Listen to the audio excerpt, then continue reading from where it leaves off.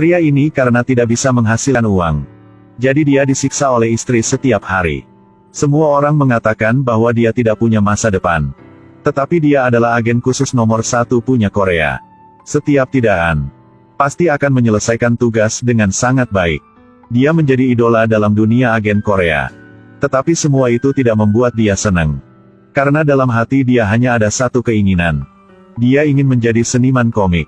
Karena dia tidak suka setiap hari harus membunuh orang lain lagi. Dalam satu misi lompat dari pesawat, dia pura-pura kuncinya rusak. Jadi tidak bisa membuka parasut dan tenggelam ke dalam laut. Terorganisir setelah mengetahui ini. Diam-diam lakukan pemakaman untuk dia. Atasan menangis sampai habis air mata. Dan John sedang nyatai di laut. Hari-hari impian telah tiba. Ketika menjadi seniman komik, John baru menyadari jika dia bukan jenius. Menulis terlalu membosankan. Gaji setiap bulan juga sangat kecil. Setiap pengiriman naskah, John harus memutar otak untuk berpikir. Sangat sulit baginya untuk menerbitkan komik dia. Tapi komentar semua tidak bagus. Beberapa orang mengatakan bahwa menggambar dengan kaki mereka lebih baik daripada dia. Menghadapi penghinaan ini, John sangat kecewa. Dia juga ingin menulis cerita yang bagus. Sampai suatu hari, dia datang dengan ide baru saat berbicara dengan putrinya. Ayah bisa menulis kisah hidup ayah sendiri. John juga berpikir ke situ. Tetapi dia tidak berani. Karena semua yang dia melakukan di zaman dulu itu adalah rahasia punya negara ini. Tidak bisa diungkapkan. Tetapi berpikir berapa kali lagi. Dia menerima satu panggilan. Itu panggilan dari editor. Katanya komik John tidak bagus. Komentar yang jelek udah hampir 20.000 ada. Nanti jangan kontak ke dia lagi. Setelah itu langsung matikan HP-nya. John tidak ada kesempatan untuk jelaskan apa. John jadi pengangguran. Hanya bisa jadi tukang bangunan aja. Tetapi mandor tidak menyukainya.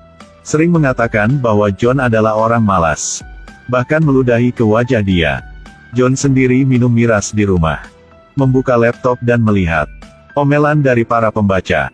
Akhirnya John tidak bisa menahan lagi. Dia ambil pensil. Dengan marah duduk dan gambarlah cerita tentang hidup dia. Setelah selesai, karena lagi semangat, dia latih berapa seni bela diri di dalam rumah. Lalu berbaring di lantai menangis dan langsung tidur. Di hari berikut, ketika dia bangun, John melihat ke meja. Sarapan pagi udah disiapkan oleh istrinya. Apakah istri salah minum obatnya? Sang istri suapin untuk dia makan lalu berkata, "Komik yang kamu baru posting sangat bagus. Tunggu komik yang mana?" John bergegas ke kamar. Dia baru melihat. Komik yang dia bergambar kemarin sudah diposting oleh istrinya. Dapatkan banyak sare. Dan komentar yang baik. Ya ampun, apa yang sudah terjadi ini? John langsung datang ke kantor editor. Minta tolong sama dia untuk hapus komik baru. Tetapi editor bilang, apakah Anda sudah gila? Cepat pulang ke rumah dan membuat episode terbaru. Dia menggunakan kaki untuk tendang John keluar. John hanya bisa balik ke rumah. Melihat di luar mulai hujan. Dia langsung bawa payung untuk menjemput putri di tempat sekolah. Dan hasilnya melihat putri sedang berjalan sama teman. Ayah teman jemput anak dengan pakaian yang rapi. Dan naik mobil mewah. John terlihat agak sedih. Dia tidak berani berlari ke depan anak. Diam-diam melihat ayah teman anak dia antar anak dia pulang ke rumah. Setelah sampai ke rumah, John beresin barang. Tidak sengaja melihat buku harian punya anaknya. Di situ menulis jika keluarganya sangat miskin. Anak ingin kerja mencari uang untuk dia bisa bantu orang tuanya. Setelah baca sampai sini, John sangat sedih dan malu. Dia memutuskan jika komik sudah hot seperti itu. Dia tidak bisa banyak pikiran lagi, selain kata, biarin saja di dalam otak. Dia langsung duduk untuk membuat komik baru lagi. Dengan cepat episode kedua udah selesai. Tanpa diduga di hari berikutnya, komik dia disukai oleh banyak orang. Di tempat menunggu bus, atau di pertigaan jalan. Semua sedang membaca komik punya dia. Sampai murid punya istri John juga baca komik punya dia di dalam kelas. John memberi putrinya kejutan. Dia membeli piano baru untuk putrinya. Mereka semua sangat senang. Tetapi mereka tidak tahu jika bahaya sudah mendekat. Komik punya John sangat laris. Sudah dilihat oleh pemimpinya. Pemimpin langsung kirim komik itu ke Departemen Intelijen. Ada seseorang berspekulasi tentang seorang komando yang meninggal pada misi sebelumnya. Dan perilaku punya John merupakan menjadi pengkhianatan negara. Jadi pemimpin mencari ke kantor editor komik, menggunakan kekuatan untuk mengancam. Mereka tahu bahwa John adalah penulis manga ini. Tetapi sekarang dia tidak ada di sini, dia sedang kerja di lokasi bangunan. John sedang dimarahi oleh pengelola. Orang depan ini tidak tahu. John bukan orang biasa. Sering memukuli kepala dia. Lalu minum air dan meludah ke mukanya. Agen khusus dari luar datang untuk bertugas. Mereka masuk ke dalam toilet. Melihat John sedang cuci mukanya. Identitas asli punya John adalah agen rahasia. Karena pengkhianati negara. Mereka datang untuk menangkap John. John tahu tidak bisa bersembunyi lagi. Suasana tiba-tiba berubah. Mereka mulai bertarung. John sendiri bertarung dengan banyak agen. Dia mengalahkan semua dengan cepat. Tidak sampai 1 menit mereka sudah berbaring di lantai toilet. Semua itu terlihat oleh pengelola sedang membuang air besar. Dia ketakutan tidak berani omong apa. John mencoba beberapa pukulan di depan orang itu. Orang itu ketakutan. Menangis sampai memanggil ibunya. John tidak ingin membuat sulit bagi orang itu jadi dia langsung pergi. Setelah sampai ke rumah, dia langsung menelepon ke istrinya. Katakan pada istri identitas dia yang sebenarnya. Sekarang identitasnya terungkap, jadi dia diburu. Harus berkemas untuk melarikan diri. Tetapi istri tidak percaya. Dan langsung matikan HP-nya. John hanya bisa sendirian beresin barang. Tiba-tiba, ada 2 bom asap dari luar dilempar ke dalam. John dengan cepat menutup hidungnya. Banyak agen melompat ke dalam. John tetap tenang. Bertarung dengan mereka. Tetapi sayangnya, dia disetrum dari belakang. Lalu John langsung pingsan. Ketika dia bangun kembali, John sedang di ruang interogasi. Pemimpin masuk ke dalam. Marah sama dia, kenapa membawa rahasia negara dan tulis ke dalam komik. Tanya John apakah dia adalah mata-mata. John bilang dia membuat komik untuk cari makan sehari-hari saja. Tapi dia tidak bisa membuktikan sekarang. Di dalam saat itu, telepon punya John berdering. Adalah suara orang asing. Orang berkata, "Istri Anda sedang ada di sini. Jika ingin selamatkan dia."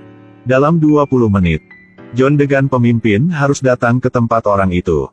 Setiap melewati 5 menit, orang itu akan memotong 1 jari punya istri dia. Tetapi John sekarang, tangan dan kaki sedang diikat. Harus melakukan apa sekarang? Tidak lama kemudian, John tiba-tiba omong. Dia adalah mata-matanya. Dia akan mengungkapkan. Tetapi dia ingin obrol dengan pemimpin saja. Pemimpin duduk di depan John. John minta sebatang rokok. Pemimpin tidak banyak pikiran.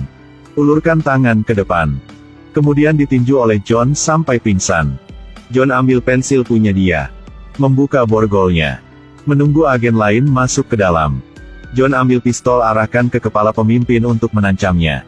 Dan seperti itu John berhasil maksa pemimpin masuk ke dalam mobil.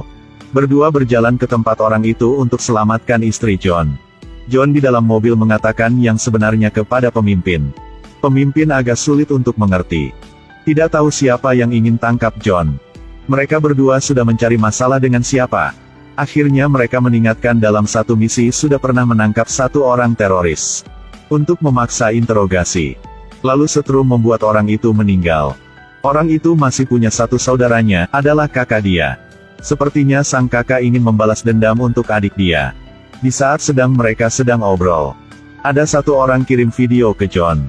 Ada orang sudah culik anak dia. Bersiap lempar anak dia keluar dari mobil. Dan orang yang culik anak dia adalah Menteri Intelijen. Menteri Intelijen ingin John bawa pulang pemimpinnya. Jika tidak dia tidak akan bisa ketemu dengan anak lagi. Satu sisi adalah putrinya. Dan sisi lain adalah istri dia. Dia sangat putus asa. Akhirnya dia masih datang ke tempat yang culik istri dia. John menabrak kepulahan bawahan penculik istri dia. Istri dia teriak, "Sayang jangan kesini." Tidak ada yang bisa percaya bahwa John langsung muter balik. Kabur di depan ribuan mata yang sedang melihat dan tidak bisa mengerti apa. "Maafkan aku."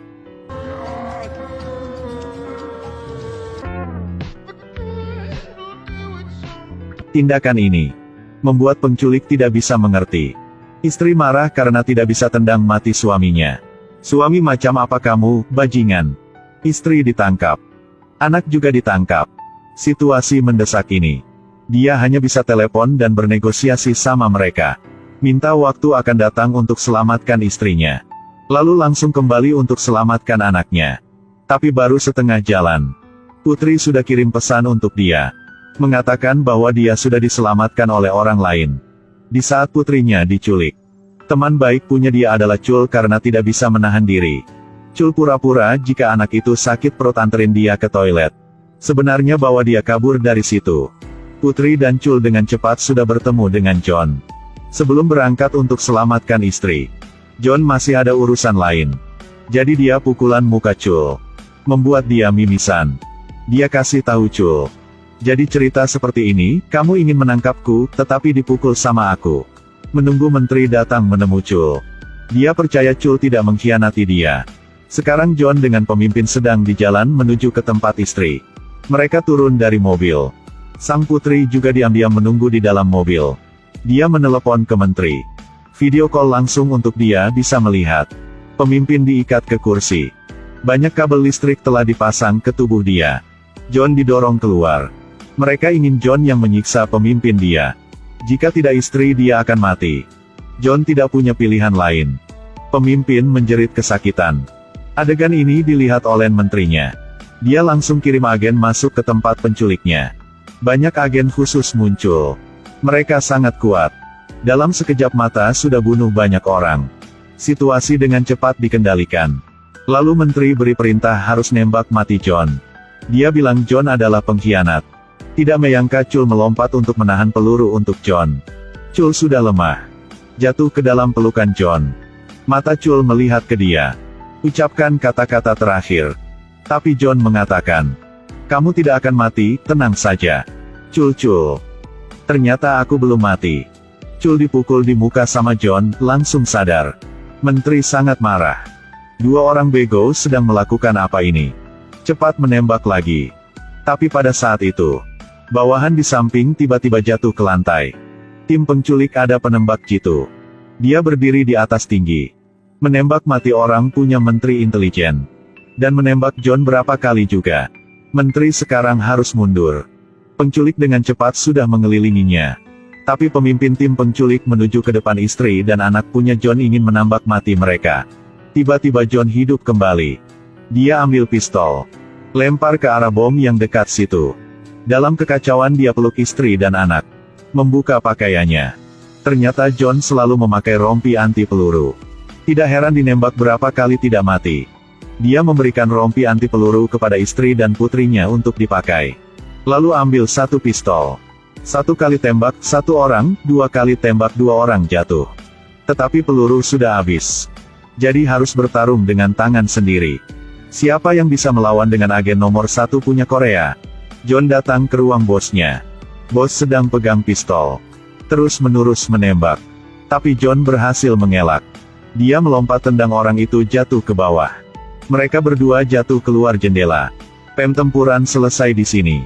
John berhasil selesaikan misi terakhir. Beberapa waktu kemudian, tidak terduga, Chul datang mencari dia.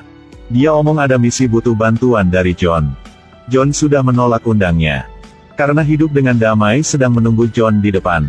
Bukankah lebih baik hidup melalui hari-hari dengan damai?